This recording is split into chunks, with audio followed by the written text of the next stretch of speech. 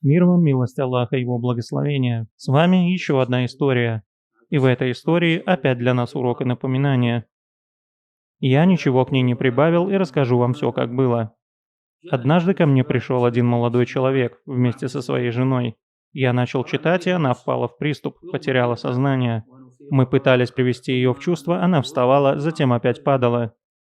Со временем падать в приступах стал и ее муж. Начал терять сознание. Его начинало тошнить, у него случалась рвота. Также случались и другие вещи. Через время выяснилось, что есть какие-то сообщения. Приходят к нему от неизвестных номеров. Что же было в этих сообщениях? Я не оставлю ее до тех пор, пока ты не оставишь ее мне. Я ее люблю, и ты должен ее оставить. Кто это? Неизвестно. Он пытался его найти, подал заявление в полицию, но они не смогли ничего найти. Что же мне делать, шейх? Он ходил и ко мне, и к другим чтецам. Я сказал, попробуй послать сообщение на этот самый номер. И напиши ему в сообщении следующее. Делай, что хочешь со своими колдунами. У нас есть наш Творец, наш Господь, Всевышний Аллах. Мы будем делать против тебя дуа день и ночь. Призывать на тебя болезни, рак, беды и многое другое. Я сказал, это должно его испугать. Это сильный метод лечения, который мы использовали в некоторых случаях и увидели удивительные результаты. Почему? Когда колдун получает подобное сообщение, он начинает считать любую вещь следствием этого дуа. Заболела голова? Ага, это потому, что против меня сделали дуа. И у него могут начаться наущения, а может и поразить по-настоящему, потому что дуа притесненного доходит до небес. Как искра. А ведь на дуа притесненного приходит ответ, даже если он неверующий. И поэтому мы советуем человеку делать дуа против того, кто сделал ему сихр, если он другим способом не может его остановить. После этого я сам вернулся однажды. Это было в то время. Заходил к себе в дом, где я читаю рукью. Открыл дверь и увидел под дверью конверт. На конверте, если мне не изменяет память, было написано следующее. Прошу прочитать содержимое и дать ответ автору. И сообщить, что вы мне прощаете. Примерно так.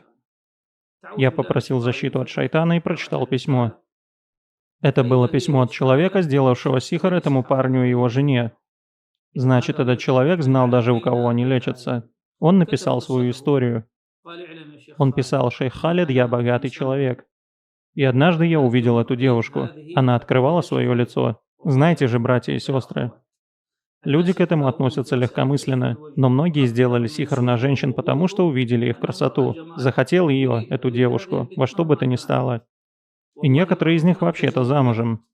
И у них есть дети. Но когда он ее увидел, влюбился и сделал на нее сихр, чтобы заполучить ее даже запретным способом. Да убережет Аллах. Итак, я богатый человек, могу себе все позволить, и я увидел эту девушку. Увидел эту девушку и сделал на нее сихр через одну ее подругу, когда проследил за ней и узнал, куда она ходит. И начал готовить хитрый план. Итак, я сделал сихр. Первый сихр я сделал ей на салфетку и бросил ее в машину ее мужа. Человек же не обращает на такие вещи внимания. Какая-то салфетка на полу. Но чтением, на которое они к вам ходили, он был уничтожен. Потом я распылил воду на машину ее мужа, но и этот сихр сняли. Я пытался всеразличными способами. Несмотря на то, что я знал от ее подруг, что она очень сильно любит своего мужа и никогда его не оставит. Но я хотел добиться того, чего я очень сильно хотел. И когда я уже потерял на нее надежды, я посватался к другой девушке, чтобы жениться. И женился. Но теперь, шейх, неделю назад, это с того времени, как они начали делать дуа, они делали его против колдуна, но оно поразило того, кого он любит. У моей жены диагностировали рак в ногах и теле, и я понял, что это наказание Аллаха. Шейх Халид, клянусь Аллахом. Я раскаялся и надеюсь, что Аллах простит меня. Я пошел и уничтожил все сихры. Я написал заявление на этого колдуна. Он был в Рияде, и его задержали. Передайте им мои сожаления. Я оставил это дело. И все, что коснулось меня и мою жену, я не хочу, чтобы случилось еще что-то. И через 2 дня я позвонил этому брату, который лечился, и спросил его, как у него со здоровьем.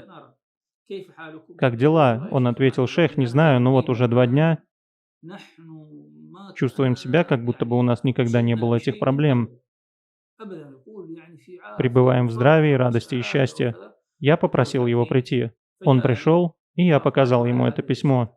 Он посмотрел, удивился и заплакал. Начал спрашивать, и я ему рассказал.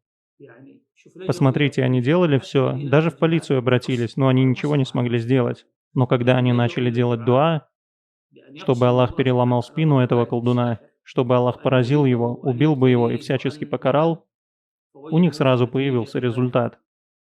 И урок в этой истории таков, что мы попробовали этот метод с теми, кто уверенно знал, кто именно сделал им сихр из числа родственников или других людей, которые смотрели на них с ухмылкой. А некоторые прямо говорили: это я вам сделал, это я сделал сихр, и никто его не снимет». Они хотели молчать, чтобы его не злить, а я отвечал: «Нет, идите и скажите им, делай, что хочешь. Мы же прямо сейчас попросим всех, кого знаем, своих родных, свои семьи, своих праведных друзей, делать против тебя дуа день и ночь, и результат приходит неожиданно. В страхе они бросают свое дело. Мы делали таким образом много раз и получали положительный результат. Потому что колдун иногда думает, что никто не узнает, что это сделал он. Но когда к нему обращаются с такими словами, не со зла, а делай, что хочешь, мы станем призывать против тебя день и ночь, будем просить Аллаха, поедем в Мекку делать дуа против тебя, а ответ на дуа притесненного приходит. Вот тогда любой случай с ним, авария или еще что-то, он считает следствием этого дуа. Клянусь Аллахом, некоторые звонят и умоляют: «Прекратите, я покаялся, оставьте меня в покое, моя жизнь стала адом». Прошу Всевышнего Аллаха дать нам пользу из урока, из этой истории. Прошу дать понимание каждой девушке, выставляющей на показ свои красоты. Пусть она помнит, что каждую брошенную вещь кто-то поднимает, и что она живет в сложное время, в которое распространился сихр, в которое распространились поражения с глазом и завистью. Сколько красавиц потеряли красоту, и сколько честных девушек по причине поражения попадали в грех. Пусть Аллах защитит нас, жен мусульман, их дочерей и сыновей. Он хранитель каждой вещи. Увидимся уже со следующей историей, по воле Аллаха. Мир вам, милость Аллаха и Его благословения.